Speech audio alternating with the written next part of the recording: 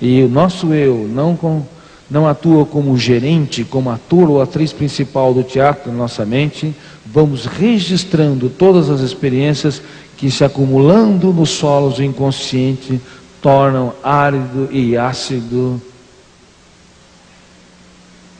o centro, a fonte que produz as ideias, que produz as experiências que induzem alegria, tranquilidade e serenidade.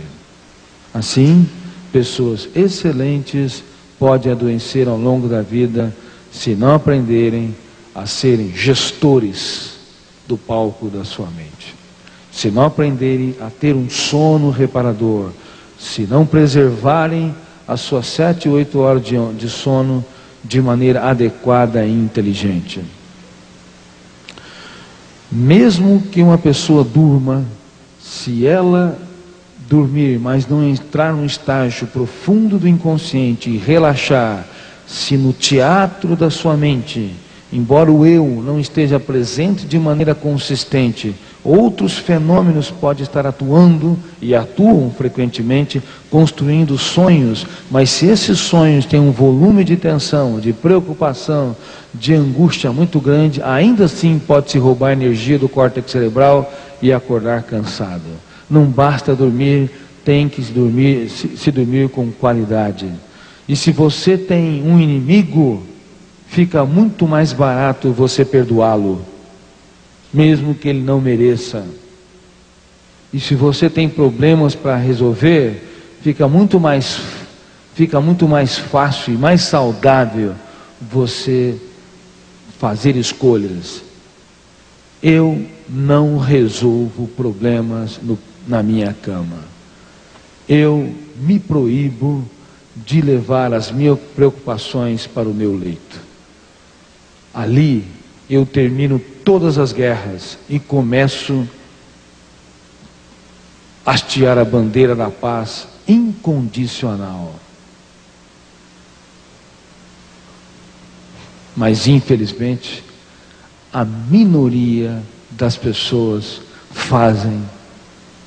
a minoria faz uma paz incondicional no seu leito, na sua cama.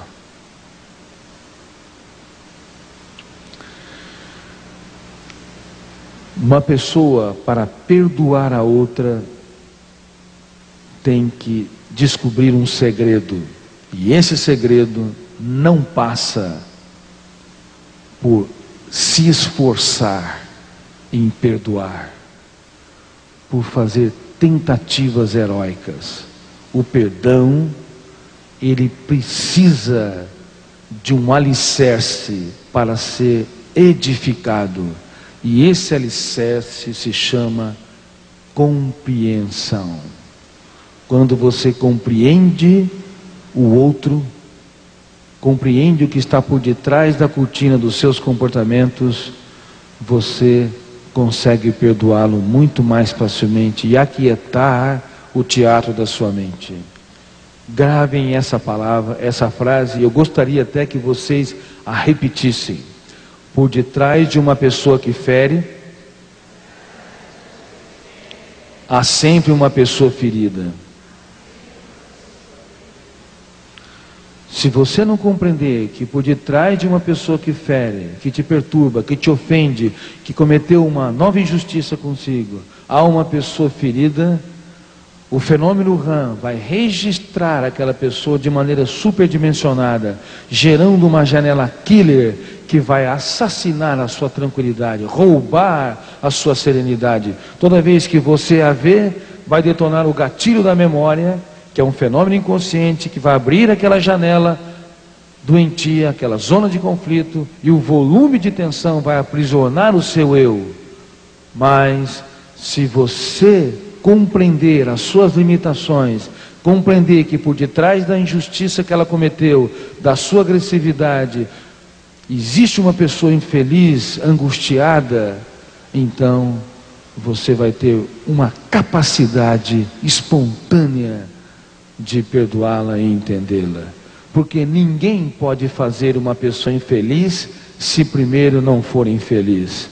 Ninguém agride o outro se primeiro não se autoagredir. Não há literalmente pessoas tranquilas e felizes que promovem a intranquilidade e a agressividade nas pessoas que o rodeiam. Por isso, quanto mais pessoas felizes, mais geraremos e influenciaremos novas pessoas felizes. E quanto mais irritadiços, mais pessoas tensas e mal resolvidas, mais influenciamos e contribuímos para gerar pessoas mal resolvidas, angustiadas e sem qualidade de vida. Só que nós, na sociedade moderna, estamos gerando um ciclo descendente. As pessoas estão cada vez mais tensas, ansiosas, com sintomas psicossomáticos impulsivas, sem condições de se colocar no lugar do outro, sem tranquilidade para resolver seus problemas e gerando novas pessoas ansiosas, intranquilas, infelizes, irritadiças. Muito bem. Agora quero falar de uma outra lei fundamental de qualidade de vida: gerenciar os pensamentos. Gerenciar os pensamentos é governar o mundo das ideias. É pensar com qualidade, mas não ser escravo dos pensamentos. É antecipar situações do futuro o suficiente para traçar caminhos, mas nunca sofrer pelo que ainda não aconteceu. Gerenciar os pensamentos é aprender a gerir, a administrar o teatro da mente humana de maneira suave, serena, prazerosa.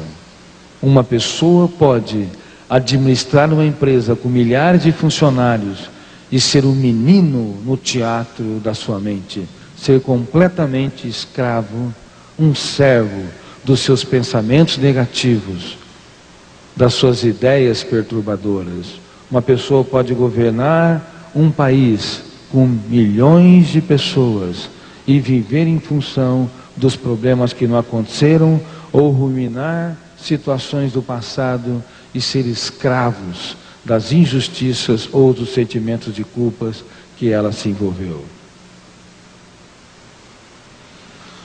Hitler era um grande líder da Alemanha a partir da década de 30.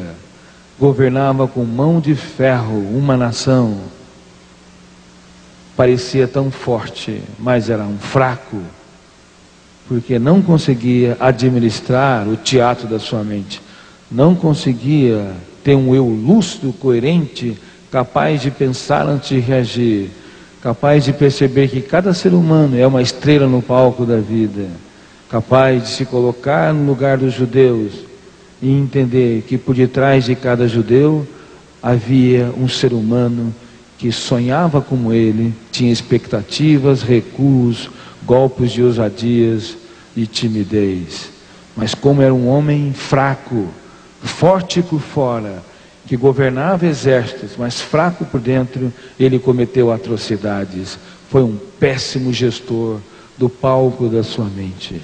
E ele oscilava o seu humor de acordo com um grupo de janelas que se abria a cada momento existencial. Quando estava num bunker com as suas secretárias, mostrava uma gentileza excepcional, era até gentil com a sua cadela, com a sua cachorra.